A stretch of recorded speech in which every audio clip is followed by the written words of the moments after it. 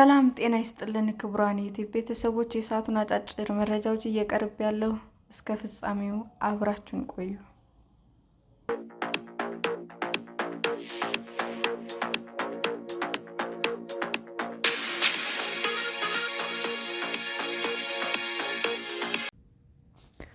ለ200 ዓመት የዘለቀውን ሕክምና የለወጠው ሁሉንም አይነት ጉንፋንና ሳልን የሚከላከለው ክትባት ማንኛውንም አይነት ሳል፣ ብርድ፣ ጉንፋን፣ የሳንባ ኢንፌክሽን እና አለርጂንም የሚከላከል በአፍንጫ የሚወሰድ ክትባት ማግኘታቸውን የአሜሪካ ተመራማሪዎች ይፋ አድርገዋል።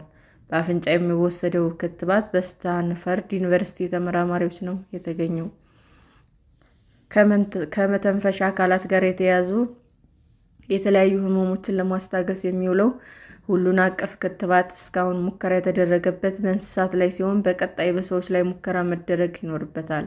ተመራማሪዎች እንዳሉት ላለፉት 200 ዓመታት የነበረውን የክትባት አሰራር በጉልህ መንገድ የለወጠ ግኝት ነው። ክትባቱ ገና የመጀመሪያ ደረጃ ላይ የሚገኝ ቢሆንም በጣም አስደናቂ እንደሆነ የዘርፉ ባለሙያዎች ተናግረዋል። አሁን ላይ ጥቅም የሚሰጡት ክትባቶች ሰውነትን አንድ አይነት ኢንፌክሽን ብቻ እንዲከላከል ያስችላሉ። ለምሳሌ የኩፍኝ ክትባት የሚከላከለው ኩፍኝን ብቻ ነው። በ18ኛው መቶ ክፍለ ዘመን የኤድዋርድ ጄነር ምርምር ክትባት ሰውነት በሽታን እንዲከላከል አስችሏል። የሳይንስ መጽሔት ዘገባ እንደሚያሳየውም አዲሱ ክትባት ሰውነትን በሽታን እንዲከላከል ከማሰልጠን ይልቅ ሕዋሳትን በሽታን የሚከላከሉበትን መንገድ በማስመሰል ይሰራል። በአፍንጫ የሚወሰደው ክትባት በሳንባ ውስጥ የሚገኙ ነጭ ደም ሕዋሳትን በተጠንቀቅ እንዲቆሙም ያደርጋል። የትኛውም አይነት ኢንፌክሽን ወደ ሰውነት ውስጥ ለመግባት ሲሞክር ክትባቱን መከላከል ይችላል ማለት ነው። እንስሳት ላይ በተሰራው ምርምር መሰረት የክትባቱ ውጤታማነት እስከ 3 ወራት የቆየ ነው። አጥኚዎች እንዳሉት ክትባቱ በሰውነት ላይ የሚፈጥረው በሽታ የመከላከል ዝግጁነት ቫይረስ መጀመሪያ ላይ ወደ ሳንባ ከዚያም ወደ ሰውነት ዘልቆ እንዳይገባ የመቋቋም አቅምን ከ100 ወደ 1000 እጥፍ ያሳድጋል። በስታንፈርድ ዩኒቨርሲቲ የማይክሮባዮሎጂ እና ኢሚዩኖሎጂ ተመራማሪ ፕሮፌሰር ባሊ ቡሉንድራን ወደ ሰውነት ተደብቀው መግባት የሚችሉትን ቫይረሶች በፍጥነት ለመከላከል የሚያስችል አቅም ሰውነትን እንዲያዳብር ያስችላል ሲሉም ስለ ክትባቱ ያስረዳሉ።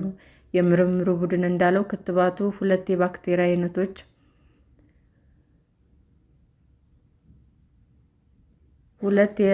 አይነቶች አሉት። ፕሮፌሰር ባሊ ክትባቱ ጉንፋንን፣ ኮቪድን፣ ብርድን ብቻ ሳይሆን ሁሉንም አይነት ቫይረሶች መከላከል የሚችል ነው። ባክቴሪያዎች እና አለርጂ የሚቀሰቅሱ ላይም ተሞክሯል ይላሉ።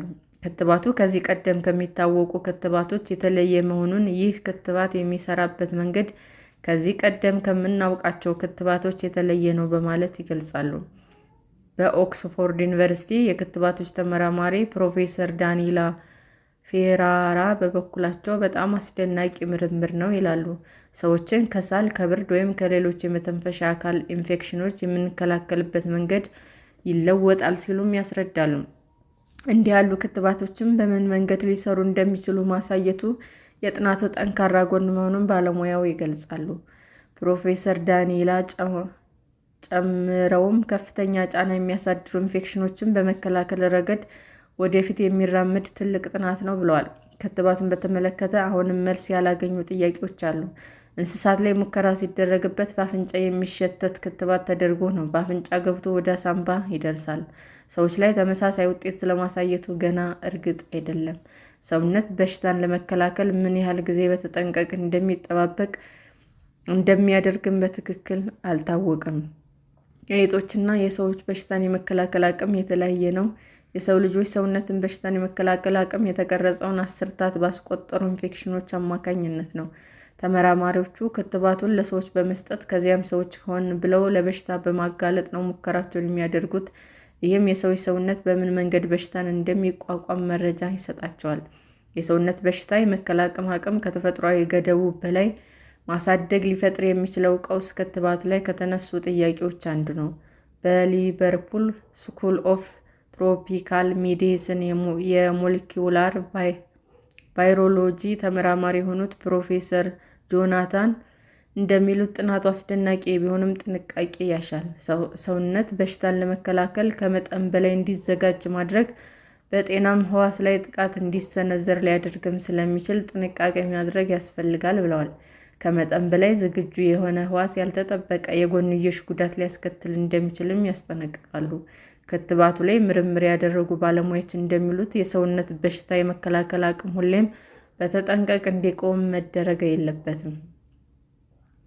አዲሱ ክትባት አሁን ያሉትን ክትባቶች የሚተካ ሳይሆን ተጨማሪ እገዛ የሚሰጥ እንዲሆን ይፈልጋሉ። እንደዚህ ያሉ ክትባት በኮሮና ቫይረስ ወረርሽኝ ወቅትም ቢኖሩ ኖሮ ለቫይረሱ የሚሆን ክትባት እስከሚሰራ ድረስ የሰዎች ሕይወት መታደግ ይቻል ነበር። የማይክሮባዮሎጂ እና ኢሚዩኖሎጂ ተመራማሪ ፕሮፌሰር ባሊ ክትባቱ ቢኖር ኖሮ የሚሞቱ ሰዎችን ቁጥር እንዲሁም የበሽታውን ጉዳት ይቀንስ ነበር ይላሉ። የሰውነት በሽታ የመከላከል አቅም በማዳበር ሰፊ ሚና ሊኖረው ይችል እንደነበረም ያምናሉ። ከክረምት ወቅት ጋር በተያያዘ የሚከሰቱ የተለያዩ ህመሞችን ለማስወገድ ጠቅለል ያለ በሽታ የመከላከል አቅም ማዳበር እንደሚቻልም ያስረዳሉ። ሰላም ጤና ይስጥልን ውድ የዩቲዩብ ቤተሰቦቼ እንዴት ናችሁ? አዲስ ጀማሪ ነኝና ሰብስክራይብ ያደረጋችሁ አበረታቱኝ። አመሰግናለሁ።